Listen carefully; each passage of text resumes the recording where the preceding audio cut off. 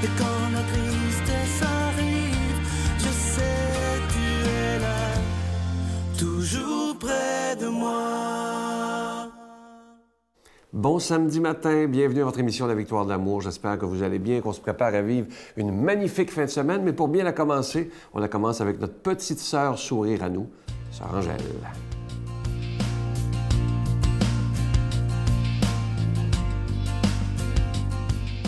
Bonjour. On dit toujours bonjour, hein? Bon matin. Et aujourd'hui, je vais vous dire vraiment quelque chose qui me travaille beaucoup et puis que je veux partager avec vous. Parce qu'on dit l'âme. Les gens me disent, c'est quoi ça l'âme? L'âme, c'est une richesse qui ne meurt pas. C'est une richesse que quand on laisse, on part et c'est l'âme qui donne la vie. C'est l'esprit. Et aujourd'hui, on voit tout ça part vers l'éternel, vers le ciel. Et je vais vous dire quelques mots sur l'âme. L'âme, la pauvreté des biens est aisée à guérir. La pauvreté de l'âme est impossible. Donnez-moi la beauté de l'âme pour que l'intérieur et l'extérieur soient en harmonie. Il faut vraiment mélanger le tout, l'âme et le corps, pour que les deux fleurissent ensemble.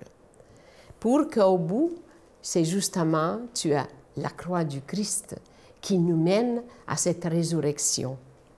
Ce qui compte chez un homme, ce n'est pas la couleur de la peau ou la texture de sa chevelure, mais la texture de la qualité de son âme. On va peut-être méditer là-dessus. Il y a un monsieur, un jeune, qui me dit, quand vous parlez de méditer, c'est quoi ça? Ça sent quoi ça?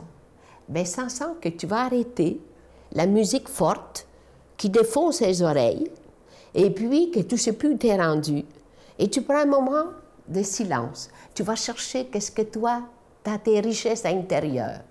Tes grandes richesses que tu ne veux rien savoir parce que tu as peur d'aller là. On a peur d'aller voir les richesses intérieures. Hein? Alors, je me dis, vas-y fort. Essaye au moins. Dire, hey, j'ai des belles choses maintenant qui me font vivre, qui me donnent le goût de la vie. Parce qu'il y en a beaucoup qui me disent, mais moi, Sœur Angèle, la vie, regarde, la vie, moi, ben la vie, c'est un don. Moi, je me dis, la vie, c'est quelque chose qui nous fait épanouir. Et puis, on vit pour aimer, on vit pour rendre l'autre heureux et en même temps une liberté. Souvent, il dit, pourquoi vous êtes toujours de bonne humeur? C'est fatigant, mon Dieu, être de mauvaise humeur, il faut se remettre après. Hein? Alors moi, je ne joue plus ça, moi. Je ne joue plus ça. Je me dis, la vie, elle est faite pour vivre, pas pour survivre.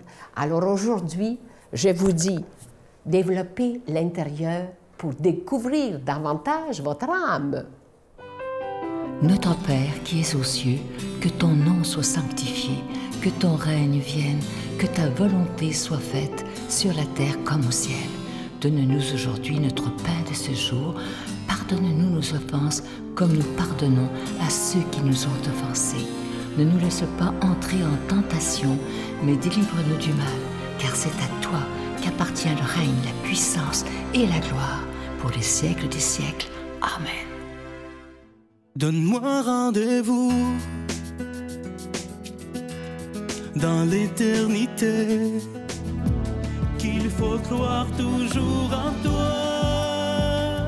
Mais mon Dieu, j'ai besoin de toi, comme lui savoir dresser la table, chanter l'amour, genre de toute la terre.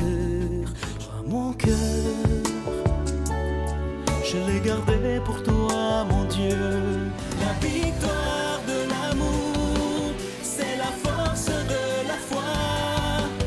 On a tous un rendez-vous dans les bras de Jésus. Je vous parle toujours de ce beau cadeau du mois, une belle exclusivité de la Victoire de l'amour. Je vous rappelle, vous le voyez à l'écran présentement, c'est un pendentif avec le nom de Jésus Et c'est un vrai bijou, un véritable bijou. Il est plaqué or. Et cette belle couleur verte que vous voyez sur le pendentif, c'est pour nous rappeler que Jésus est notre seule espérance dans un monde qui est si malade, dans un monde qui va tellement mal présentement. Jésus vient nous redire qu'il est le vainqueur du monde.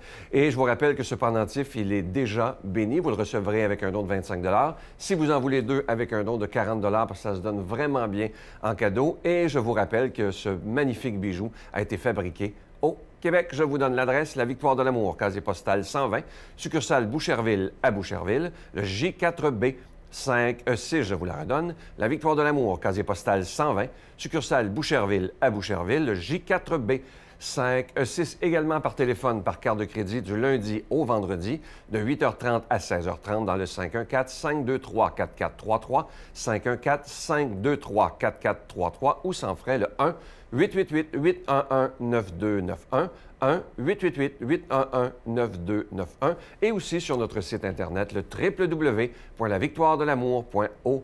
Alors, je vous rappelle ce cadeau du mois. Il s'agit d'une exclusivité de la Victoire de l'Amour. Vous ne trouverez jamais ça en magasin. Il a été fabriqué pour nous par un fabricant du Québec. Je vous rappelle que c'est un véritable bijou. Vous le voyez à l'écran présentement. Et il est plaqué or. Et évidemment, comme je vous disais tantôt, cette belle couleur verte nous rappelle que Jésus est notre seule espérance. Je vous remercie de tout cœur de votre prière et merci de votre grande générosité.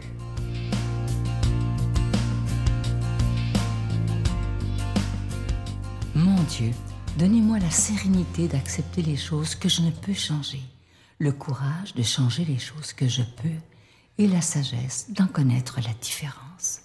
Amen. Aujourd'hui, la parole de Dieu est proclamée par quelqu'un qui est avec nous depuis les tout débuts de la Victoire de l'Amour et même avant, je le connais depuis tellement longtemps, l'abbé Donald Thompson.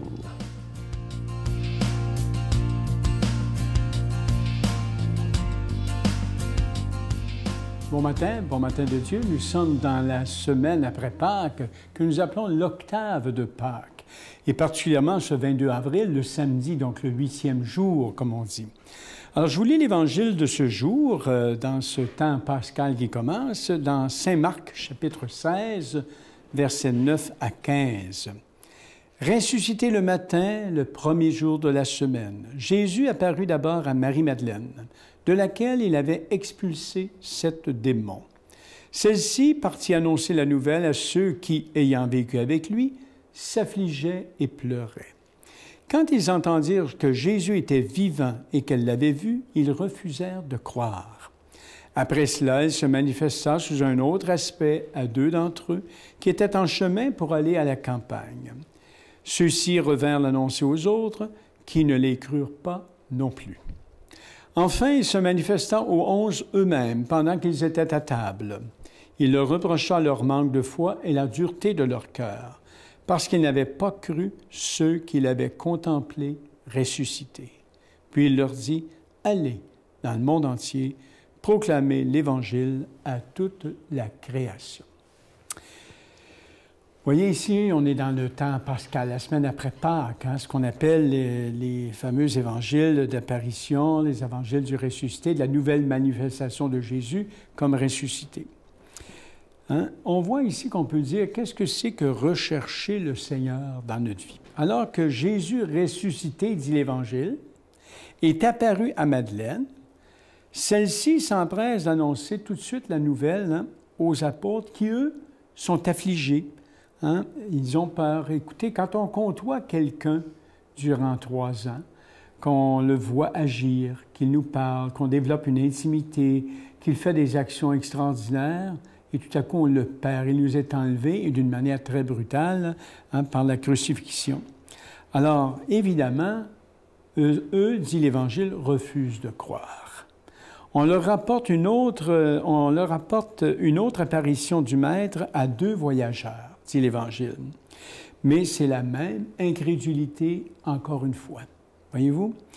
Et enfin, lorsque le ressuscité se manifeste aux 11, il leur reproche leur manque de foi. Voyez-vous, reconnaître la résurrection de Jésus, ça demeure un défi. Historiquement, l'homme de Nazareth est mort, a été tué en avril de l'an 30 de notre ère. Ça, c'est historique. Mais qu'il soit ressuscité ou dans l'ordre de la foi, il n'y a aucun témoin de l'événement lui-même, de la résurrection. Ce qu'on sait, c'est ce qu'il y a avant, et ce qu'on sait, c'est ce qu'il y a après, des communautés qui se forment, dynamisées, dynamisées par sa nouvelle forme de présence, par son souffle. Alors, dans le temps pascal, d'ailleurs, on médite ces textes, entre autres dans les Actes des Apôtres, ce fameux livre de la Bible, où on voit les premières communautés qui se forment et les gens qui font des expériences de lui, de sa nouvelle forme de présence. Alors, reconnaître la résurrection, j'admets avec vous que ça demeure un défi, un acte de foi qui se situe au-delà du raisonnement. Je ne peux pas arriver aujourd'hui, bon, je décide de croire. Moi, quand je regarde mon expérience spirituelle, c'est qu'il y a des gens sur notre chemin ou des signes. Un jour, j'ai été touché par le Christ. Comme dit saint Paul, saisi par lui, par son souffle, par sa nouvelle présence. Et ça, c'est de l'ordre d'une expérience spirituelle. C'est comme l'amour, hein? Vous n'en allez pas sur la rue une bonne journée, vous décidez, tiens, toi, tu vas être ma conjointe, toi, tu vas être mon conjoint. Les rencontres, c'est très mystérieux. Hein? On ne se donne pas ça, ça nous arrive. Hein? Et lorsqu'on est touché, il y a comme quelque chose par en dedans qui se passe. Si je te demandais, si je vous demandais, pouvez-vous me prouver que vous l'aimez? Vous allez finir par me dire, c'est difficile à prouver. Et ce que je sais, c'est que je le sens, c'est de l'ordre d'une expérience. J'ai été touché dans cette relation-là. Alors, dans notre cas, dans la foi, c'est par le cœur que nous reconnaissons le Seigneur Jésus. Je dis bien Jésus comme Seigneur et Christ, comme vivant. C'est par le cœur. Et ainsi, le ressuscité, dans le fond, c'est apparent à Marie-Madeleine. Pourquoi? Parce qu'elle aimait son Seigneur. L'important, c'est de rechercher le Seigneur. Hein? Et elle le recherchait, puis voyez-vous, elle a été touchée, puis elle part, puis elle va le dire à d'autres. Par un cœur amoureux, finalement, on peut discerner tous les petits signes de la présence de notre Maître dans la vie. Ça prend un cœur amoureux, un cœur qui cherche, un cœur qui veut aimer, qui est en disposition d'aimer. Hein? Et à ce moment-là, il s'agit d'annoncer par toute notre vie, dans le fond, la bonté et la miséricorde du Seigneur bien-aimé. Quand on est touché, on ne peut pas faire qu'on ne l'a pas été. Alors, des fois, les gens me disent « Ah, ben, comment tu fais pour toujours continuer à garder la foi? » C'est un acte de confiance constant, mais il s'agit de rechercher et de s'ouvrir le cœur. Et lorsqu'on est saisi, on ne peut pas faire que ça n'a pas été. Alors aujourd'hui, c'est de sous ce dynamisme-là, quand on est saisi par le vivant, dans le fond, notre être est orienté. Alors, je demande à l'Esprit qu'il se manifeste à vous, que le Christ se manifeste, et je vous bénis, le Père, le Fils et le Saint-Esprit. Amen.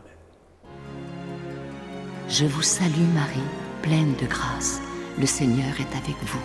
Vous êtes bénie entre toutes les femmes, et Jésus, le fruit de vos entrailles, est béni. Sainte Marie, Mère de Dieu, priez pour nous pauvres pécheurs, maintenant et à l'heure de notre mort. Amen.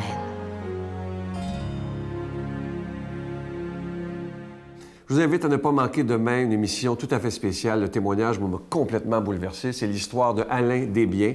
Vous savez, on entend souvent des gens dire « lui, il n'y a plus rien à faire avec lui, il est irrécupérable ». C'est ce qu'on disait de lui il y a une vingtaine d'années, jusqu'à temps qu'il soit obligé de se mettre à genoux devant Dieu, parce que c'était soit que Dieu le sauvait, ou c'était la mort, tout simplement.